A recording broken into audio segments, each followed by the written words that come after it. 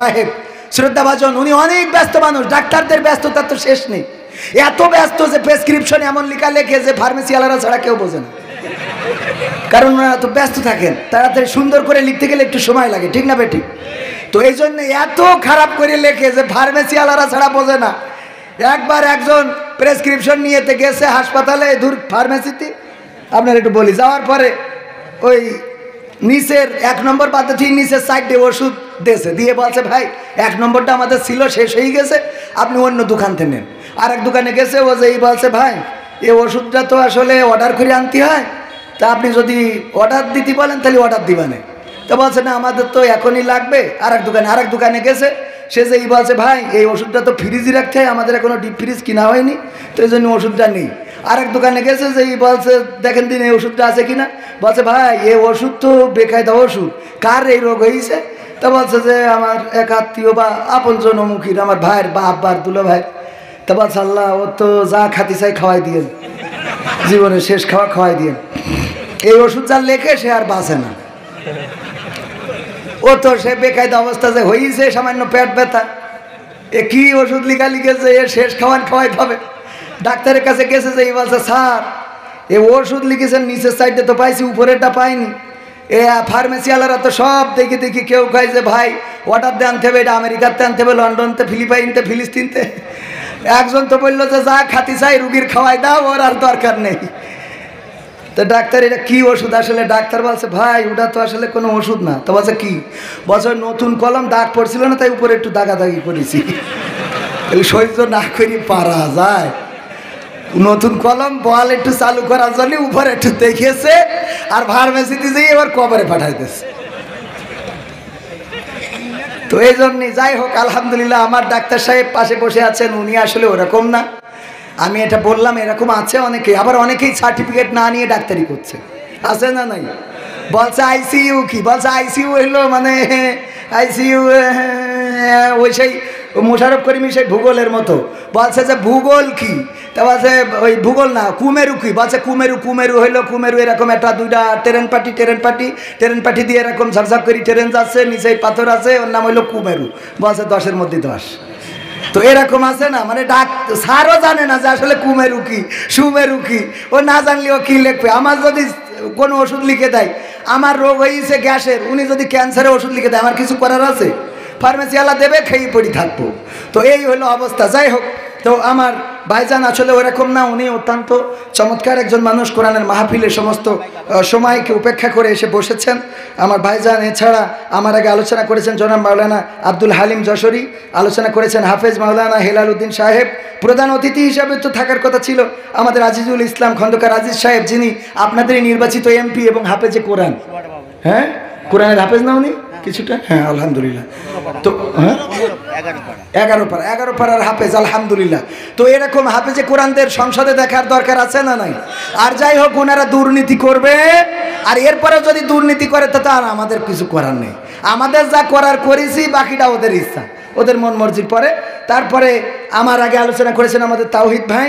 আজকের মাহফিলের আয়োজক শ্রদ্ধাভাজন আমার প্রিয় বড় ভাই জনাব আব্দুল গফফার সাহেব অসংখ্যবার আমাকে কল করেছেন, উনার ধৈর্য আছে এটা বলতে হয়। আর এছাড়া গণ্যমান্য ব্যক্তিবর্গ আরও স্টেজে আছেন, উপস্থাপক খুবই দারুণ কণ্ঠে উপস্থাপনা করছেন। আমার সামনে উপবিষ্ট দিনদার ইমানদার মুসলমান ভাই বাবাজিরা, সবাইকে অন্তরস্থল থেকে সালাম জানাচ্ছি, আসসালামু আলাইকুম ওয়া রাহমাতুল্লাহি ওয়া বারাকাতুহু। আমরা আল্লাহর শুকরিয়া আদায় করছি, যেই মহান রব দয়া করে মায়া করে আমাদেরকে মানুষ হিসাবে সৃষ্টি করেছেন। আল্লাহ চাইলে আমাদের অন্য কোনো প্রাণী করে পাঠাতে পারতেন, আল্লাহর কোনো দায়বদ্ধতা ছিল না, বলেন ঠিক না বেঠিক? আল্লাহ যদি আমাদের অন্য কোনো প্রাণী করে পাঠাতেন, একটা মশা বানাইলে একটা থাপ্পড় শুধুমাত্র যথেষ্ট ছিল, পৃথিবী ছেড়ে চলে যেতে হতো। আল্লাহ যদি কুত্তা বানাতেন, তাইলে এই কুত্তাটা মানুষের বাড়ি পাহারা দিতে হতো, হাড় গোড় খেয়ে থাকতে হতো। একটু অসুস্থ হইলে চিকিৎসা করার কেউ নাই, ঘা হয়ে পোকা হয়ে যায়, দেখার মতো কেউ থাকে? চিন্তা করেছেন কখনো? ওই প্রাণীটা আল্লাহ আমাকে আপনাকে বানাতে পারতো না? পারতো না। আল্লাহ বানাই নাই, আশরাফুল মাখলুক করে পাঠিয়েছেন। সে আল্লাহর শুকরিয়া আদায় করে বলছি আলহামদুলিল্লাহ।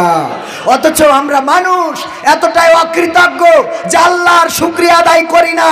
এত বড় নাফরমান, এত বড় অকৃতজ্ঞ যে আল্লাহর জমিনের উপরে আর হইতে পারে?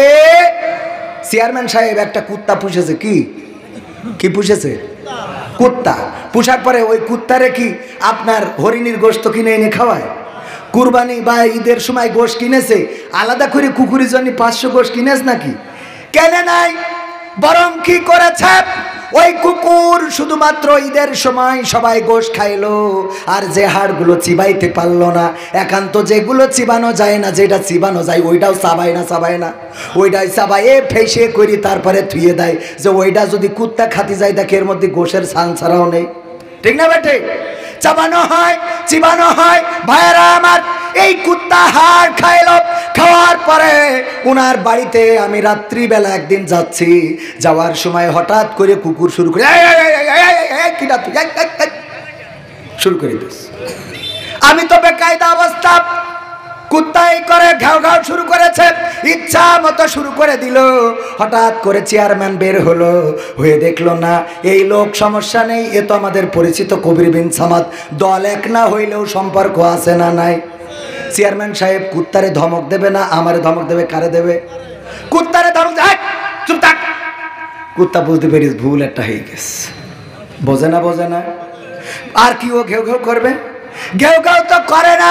এখানেই শেষ নয় ওগো আমার ভাইরা, শুধুমাত্র এক টুকরা হাড় খাইলো, কিছু হাড়, কিছু উচ্ছিষ্ট, কিছু বাদ দেওয়া খাবার উনার নাতি অথবা উনার ছেলেপুলে আত্মীয় স্বজন যেইগুলো বাদ দিয়েছে সেইগুলো খাইলো। খাওয়ার পরে সারা রাত পাহারা দিয়ে আমি যখন ঢুকলাম, কয় তুই ঢুকলি কেন? তুই তো বিএনপি জামাতের লোক, ঢুকা যাবে।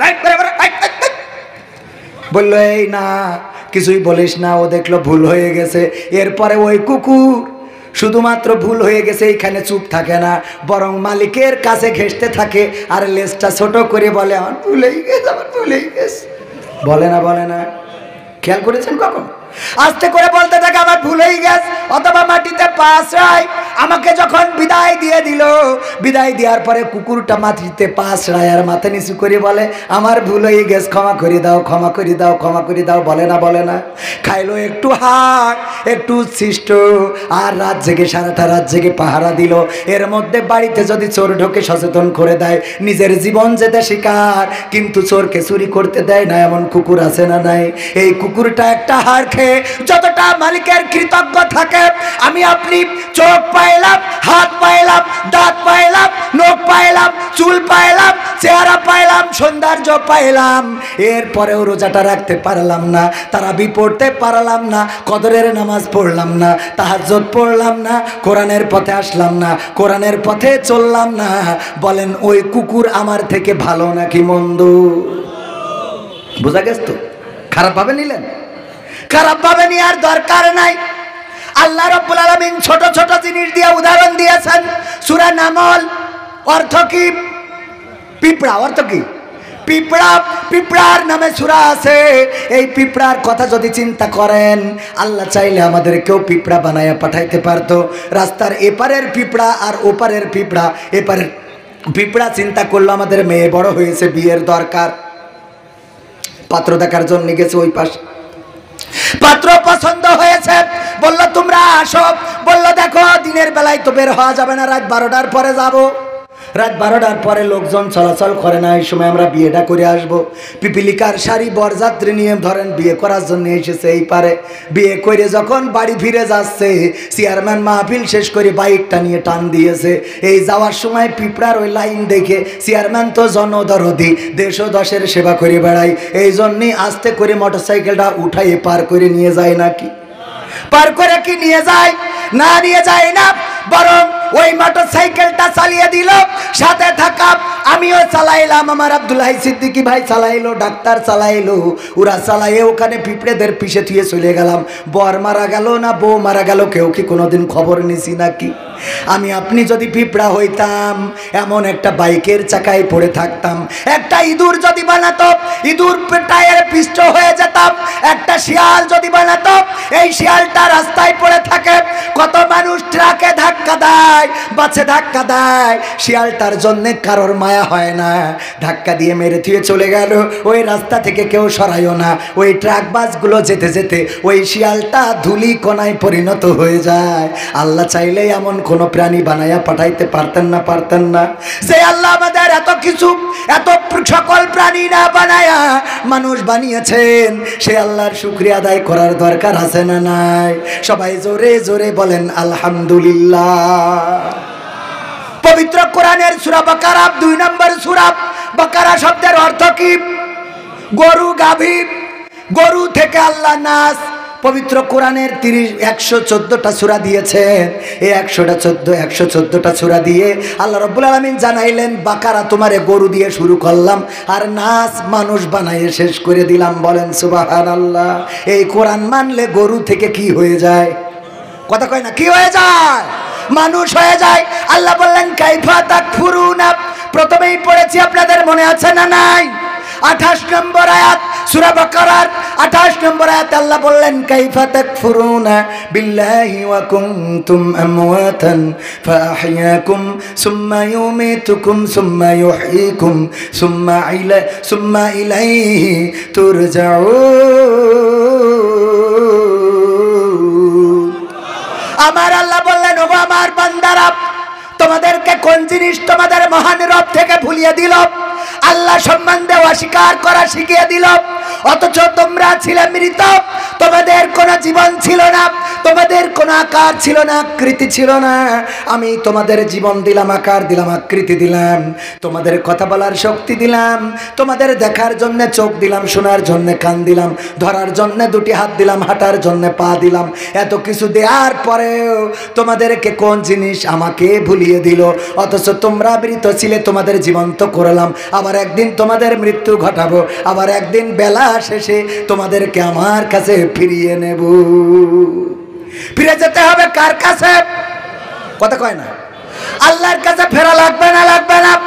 আমরা অপর পবিত্র কোরআনের 20 নম্বর সূরা 55 নম্বর আয়াত সূরা তাহা আল্লাহ বলছেন, মিনহা খলাকনাকুম ওয়া ফিহা নুঈদুকুম ওয়া মিনহা নুখরিজুকুম তারাতান উখরা।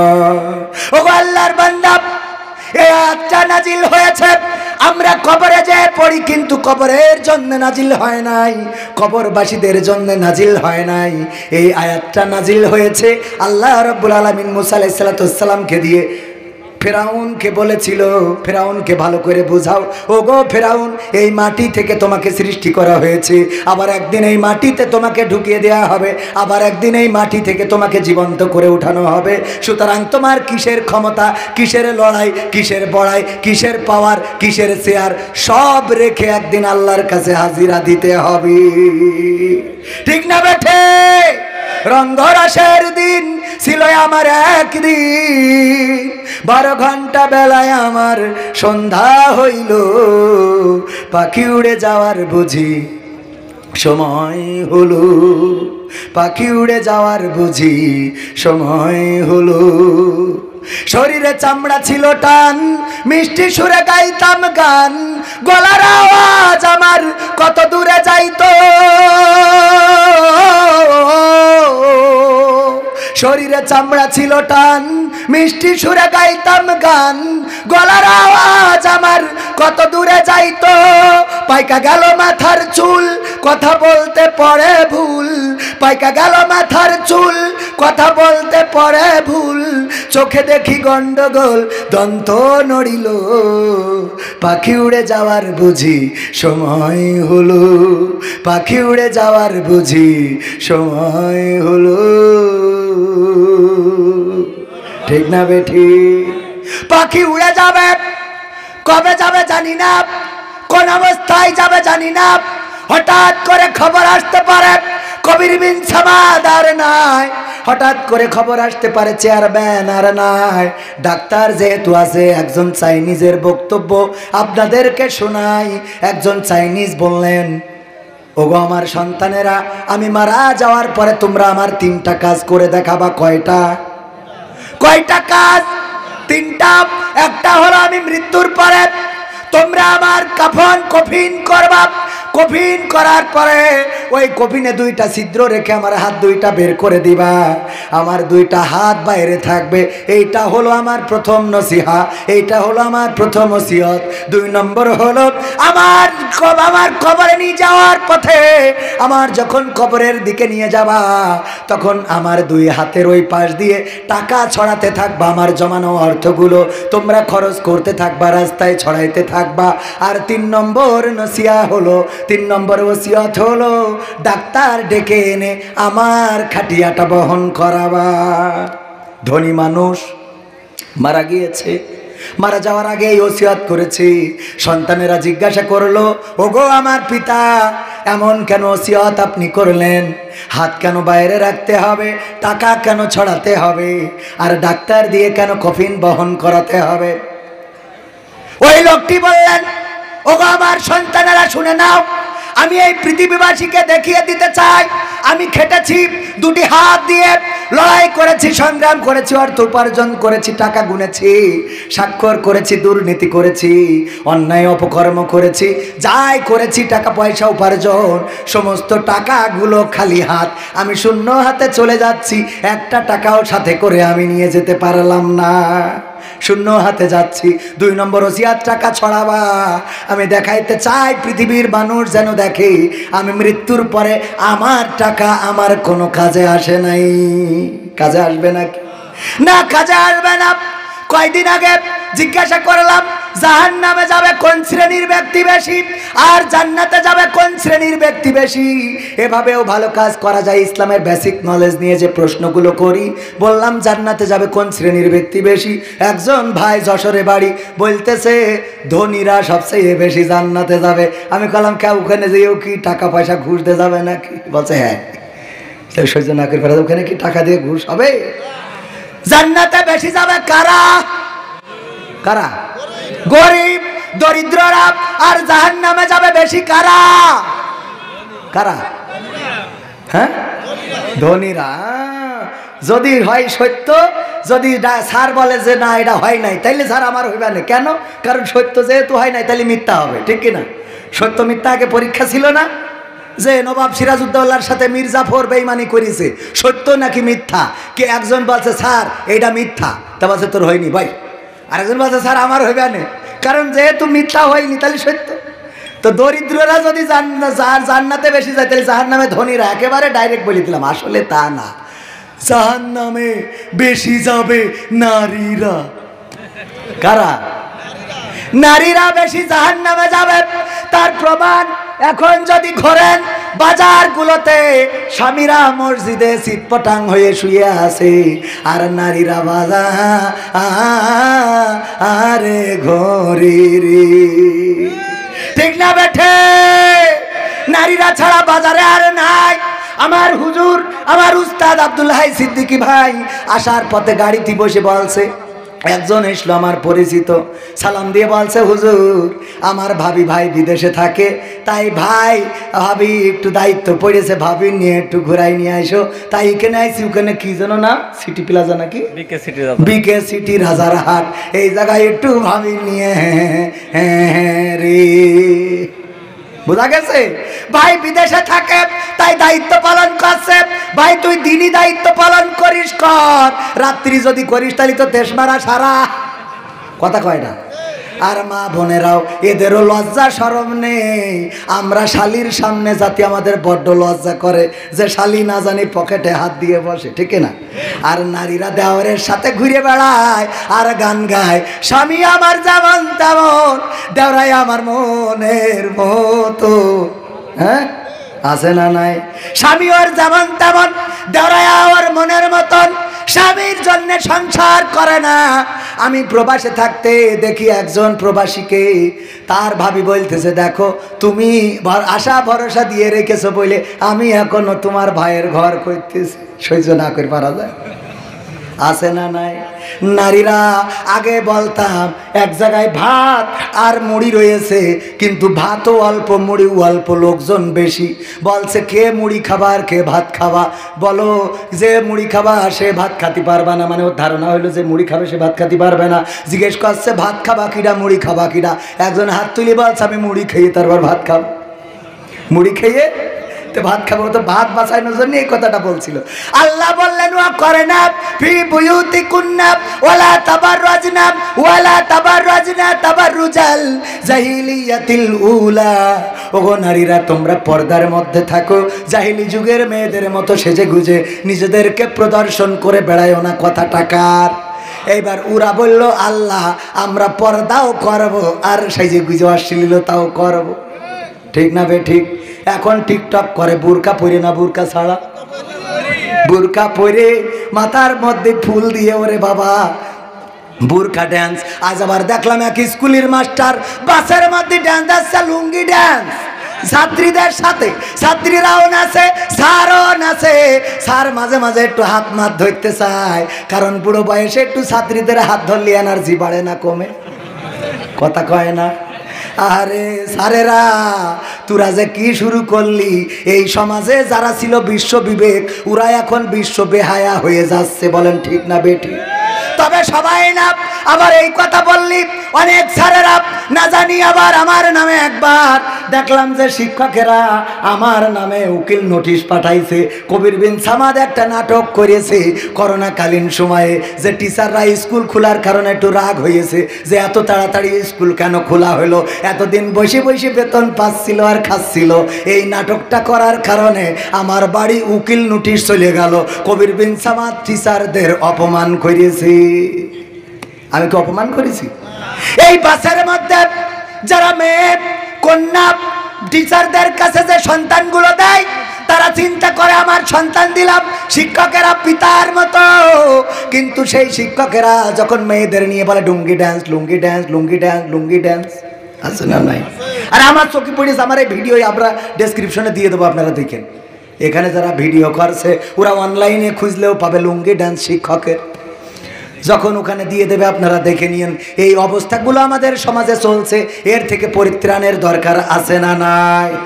দরকার আছে না নাই? এই পরিত্রাণ আমি বলেছি আগামী বছর ঈদের সময় যুবকেরা শুধুমাত্র আল্লাহর পথে ডাকলে হবে না, বাঁশ ঝাড়ের কইসিয়ে বাঁশ আড়াই হাত 3 হাত করে কেটে নিয়ে ঈদের দিন ঈদের নামাজ পড়ে এসে রাস্তার মোড়ে মোড়ে বসে থাকতে হবে। ডিজে কুপাকুপি করে যখন কোনো ট্রাক যাবে অমনি দাঁড় করায় স্পিকার থেকে শুরু করে ড্রাইভার পর্যন্ত কুপাই দিতে হবে, তবে যেন ডাইরেক্ট পাতালে না যায়, একটু হাসপাতালে থাকে। তাতে হয়তো তো ডাক্তারের 2 পয়সা হয়। ডাইরেক্ট যেন পাতালে না যায়, হাসপাতালে দেবে। ঠিক আছে তো? ওগো আমার ভাইরা, ওই চাইনিজের কথা বলছিলাম, উনি বললেন আমার টাকা কোনো কাজে লাগবে না, এটা দেখিয়ে দিবা। আর 3 নম্বর ওসিয়ত, ডাক্তারেরা আমার কফিনটা বহন করবে, এই জন্যে আমি প্রমাণ করে দিতে চাই হায়াত যদি ফুরিয়ে যায় তাইলে পৃথিবীর কোনো ডাক্তার কোনো মানুষকে ধরে রাখতে পারে? ধরে রাখতে পারে না। ডাক্তারকেও একদিন মারা যাওয়া লাগে না? লাগে না? বনের হিংস্র বাঘ যে শিকার করে বেরিয়েছে, মন চেয়েছে হরিণ ধরেছে, মন চেয়েছে গরু ধরেছে, বড় বড় প্রাণীগুলো ধরে ধরে খেয়েছে। এই বাঘ হলো সিংহ, সিংহ নাকি রাজা, আর বাঘ হলো তার মামা, মামা আর ভাগ্নে মিলে সুন্দরবন শাসন করে। এই সুন্দরবন শাসন ওগের মধ্যে আর কাউকে ঢুকতে দেয় না। ঠিক না বেটি? ওই রাজা প্রজা মামা ভাগ্নের বাইরে আর কেউ রাজা হইতে পারলো না। এই বাঘও একদিন কাহিল হয়ে পড়ে থাকে, এই সিংহ একদিন কাহিল হয়ে পড়ে থাকে, প্রহার গুনতে থাকে কখন মালাকুল মাউত আসবে আর জানটা নিয়ে উড়াল দেবে। দেখা যায় অনেক সময় আপনারাও প্রাণী জগৎ অথবা যে ডিসকভারি না কি চ্যানেল ম্যানেল আছে ওইগুলোতে দেখায়, ও অনেক সময় হায়েনা এসে ওই বাঘ এবং সিংহকেও ধরে ধরে খাচ্ছে, আছে না নাই? তার মানে এই ক্ষমতা চিরদিন থাকে না, ক্ষমতার লড়াই বড়াই সব একদিন চূর্ণ বিচূর্ণ হয়ে যায়। বলেন ঠিক কিনা? সুতরাং ভাইয়েরা আমার, আল্লাহর দিকে ফিরে আসতে হবে, আল্লাহর কাছে যেতে হবে। পবিত্র কোরআনের সূরা বাকারার 28 নম্বর আয়াতের আল্লাহ খুব দুঃখ করেই যেন বললেন, ওগো আমার বান্দারা কেমন করে ভুলে গেলে আমাকে, কেমন করে আমার ভুলে গেলে, অথচ তোমাদের অস্তিত্ব ছিল না আমি দিলাম। মাঝে মাঝে উদাহরণ দিতে যেয়ে বলি, যদি আমার পিশাব বন্ধ হয়ে যায়, হঠাৎ করে পিশাব আটকে গেছে, অথবা আমার ভাইজানের পিশাব আটকে গেছে, ভাইয়ের কথা বললি হুজুর মানুষ কেমন একটা দেখা যায়, ধরেন আপনাদের কারোর পিশাব আটকে গেছে, রাত্রি উঠলেন ব্যান রাত্রি, উঠার পরে যে আপনি পেশাব ফিরতে বসেছেন কিন্তু মেশিনটা স্টার্ট নেয় নাই, চিন্তা করলেন অসুবিধা নাই, সকালবেলা যা হয় হইবে না, এখন যেয়ে শুয়ে থাকি, এটা করে নাকি? কথা কয় না, এইটা কি করে? বরং না, পেশাব কেন হলো না, আপনি কেন পেশাব ফিরতে পারলেন না? এই জন্য এসে যদি স্ত্রী থাকে, ও আমার স্ত্রী, আমি তো পেশাব ফিরতে গিয়েছিলাম কিন্তু আমার পেশাব হয় নাই, কেন? স্ত্রী খুব আনন্দ করে বলে অসুবিধা নেই, সকালে ফিরানে, বলে নাকি? না, বলে না, বরং স্ত্রীও দুশ্চিন্তায় পড়ে যায় যে না কি হলো, আল্লাহ এমন কেন হলো, আর একবার ট্রাই করে দেখবা নাকি? আবার ট্রাই করে দেখলো যে না, পেশাব হলো না। এরপরে বলল মাকে ডাকো বা আব্বাকে ডাকো। আব্বা উঠলেন, উঠে বললেন বাবা কি হচ্ছে? আব্বা পেশাব তো বন্ধ হয়ে গেছে, পেশাব তো হয় নাই। আব্বা বললে এত টেনশন করিস কেন, 2 দিন পরে হইবে না। বলে এই কথা না আব্বা। আব্বা চলে গেল হোমিওপ্যাথি ডাক্তার ডেকে আনলো, জিমের পরে কয়টা ফুটা গুনে মেরি দিলে টপ টপ করিয়ে একটু দুপ করে জ্বলে উঠলো, কিন্তু কাজ হলো না, পেশাব হইল না। এরপরে জ্বালা যন্ত্রণা বাড়লো না কমলো? এরপরে হোমিওপ্যাথি ডাক্তার বলল ঘুমাই থাকো, সকালে দেখবানে, বলে নাকি? বরং হোমিওপ্যাথি ডাক্তার বলে আমার যা ছিল তা তো শেষ, এখন আপনারা অন্য চেষ্টা করেন। এবার এলোপ্যাথি ডাক্তার না হলো, ওই সে দামাদাম কয়টা ইঞ্জেকশন মেরে দিলে, দেওয়ার পরে একটু ঘুম আসলো, তারপরে চেতনা পেয়ে দেখে যে তলপেট ফেটে যাচ্ছে, কারণ পেশাব বন্ধ হইলে কত যন্ত্রণা আমি ব্যক্তিগতভাবে জানি। আমার কিডনিতে স্টোন আছে, প্রায়ই আমি এই বিপদের সম্মুখীন হই। হেলিকপ্টারে করে 2 বার করে আমার হেলিকপ্টারে ঢাকায় নিয়ে যেয়ে অপারেশন করে এনেছে আমার, জানেন কি না? অনেকেই জানে। এত বিপদে পড়ে গেছি, হেলিকপ্টারে করে নিয়ে গেছে। যদি ওয়াজ করার সৌভাগ্য হেলিকপ্টারে হয় নাই, কিন্তু চিকিৎসা নেওয়ার সৌভাগ্য হয়েছে। ওগো আমার ভাইয়েরা, এই যন্ত্রণার পরে বাবা মা সবাই দুশ্চিন্তায় তাড়াতাড়ি অ্যাম্বুলেন্সে ফোন দেয়, অ্যাম্বুলেন্স নিয়ে আসলো, 250 বেডে নিয়ে গেল, অথবা খুলনায় নিয়ে গেল আমার ডাক্তার কামারুজ্জামান সাহেব, তাই তো? হ্যাঁ, কামারুজ্জামান সাহেব। উনি আমার দেখার পরে বলল, ওগো কবির বিন সামাদ, এখন আপনার পেশাব করানোর জন্যে আমরা কিছু পরীক্ষা করবো, আগে দেখবো কি হয়েছে। দেখলো যে পাথর এসে ওই রাস্তায় জ্যাম করেছে, ড্রেনে আটকে আছে। এরপরে বলল অপারেশন করা লাগবে, এইটা করার জন্য 5,000 টাকা খরচ হবে, আছে নাকি? আমি বললাম ঠিক আছে, আমি বাড়ি যাই, 1 মাসের মধ্যেই টাকা গুছাই নিয়ে তারপরে আসবানে। এই কথা বলি আমরা। কি বললাম? ডাক্তার আমি ভিটে লিখে দেবো আপনার নামে, খালি পেশাবটা করাই দেন, ঠিক না বেটে? খালি পেশাবটা করতে চাই। 5,000 কেন, আপনি 50,000 নেন। এই যে 5,000 টাকা দিয়ে আমরা একবার পেশাব ফিরলাম, দিনে আপনি কয়বার পেশাব ফেরেন চিন্তা করে দেখেন। বিনা টাকায়, বিনা কষ্টে, বিনা ডাক্তারে বারবার যে পেশাব ফিরতে পারেন, এর জন্যে আল্লাহর কাছে সিজদা দেওয়ার দরকার আছে না? না, আমি যে কথাগুলো বললাম, যে কথাগুলো বলবো একটু হৃদয়ের কান দিয়ে শুনবেন। মাঝে